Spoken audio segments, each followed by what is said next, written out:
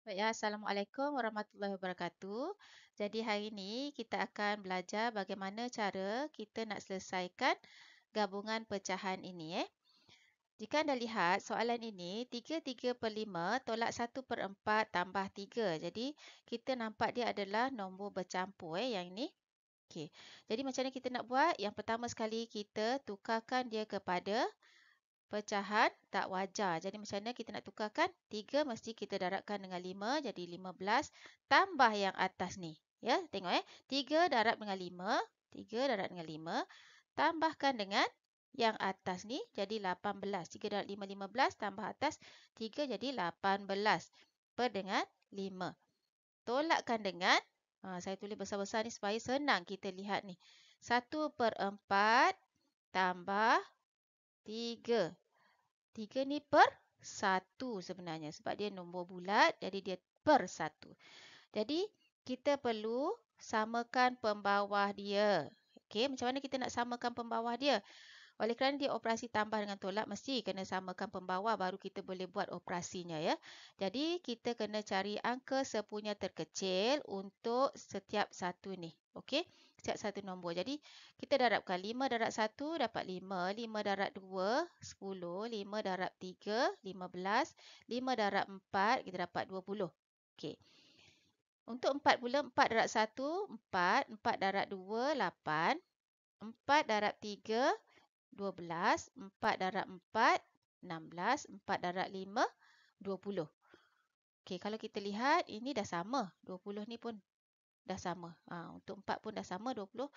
5 darab 4 pun dah 20. Jadi untuk 1 mesti darab dengan 20 sahaja. Macam tu. Okey, sekarang ni pembawah dia kita nak samakan dia jadi 20. Macam mana kita nak buat? Okey, kita lihat 5 darab 4, 20. Jadi 5 darab 4, 20. Atas mesti darab dengan 4 juga. Bila bawah darab 4, atas mesti darab 4 juga. Jadi 18 darab 4, 72. Tolakkan dengan 4 ni nak jadi 20 macam mana? 4 darab 5. Mesti 4 darab 5. Jadi atas mesti darab dengan 5 juga sebab bawah darab dengan 5. Jadi atasnya 5 tambah 1 ni darab dengan 20. Okey, tengok ni. 1 mesti darab dengan 20 untuk samakan pembawah dia jadi 20. Jadi bila bawah darab 20, atas mesti darabkan dengan 20. Dapatlah 60 situ.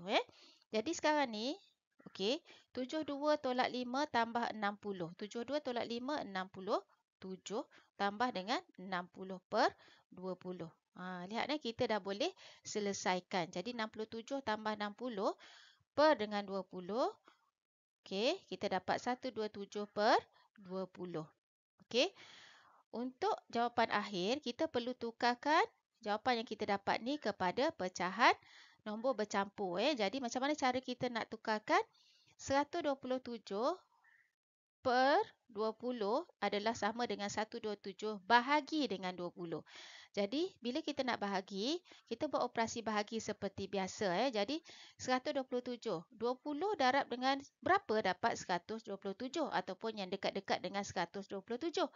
Jadi, kita tengok 20 darab 1 mestilah 20. 20 darab dengan 2, 40. Jadi, sebenarnya 20 darab dengan 6 kita dapat 120. Tapi kalau 20 darab dengan 7 kita dapat 140 tu dah lebih. Jadi kita perlu ambil yang ini. Jadi 20 darab dengan 6 dapat 120. Jadi bakinya ada 7. Jadi macam mana kita tulis? Iaitu dengan cara, okey, kita ambil yang 6 ni dulu. 6, 7 dekat atas. 7 ni di atas. 20 tu adalah dia punya penyebut dia. Okey, ini jawapan akhir. Okey. Okey, saya nak beritahu satu perkara lagi. Apabila anda lihat ini, okey, ini 20. Anda lihat ini. Cara yang mudah, yang tak perlu anda buat yang ini, 5 darab 1, 4 darab 1 ni kan. Ini yang tak perlu anda buat adalah anda darab sahaja 5 darab 4 darab 1. Okey, darab sahaja pun boleh juga. Tetapi kadang-kadang ia boleh menyebabkan pembawah tu jadi lebih besar. Jadi proses pembahagian itu akan jadi lebih rumit. Sebab itu kita buat seperti ini, sifir ini. Okey, tapi jika nombor itu kecil, seperti ini 5, 4 dan 1, kita boleh terus darabkan. 5 darab 4, 4 darab 5. Kita lihat 5 dan 4 ni nombor sebelah dia saja. 4 ni dengan 1 nombor sebelah dia saja. Jadi kita boleh buat seperti itu. Okey?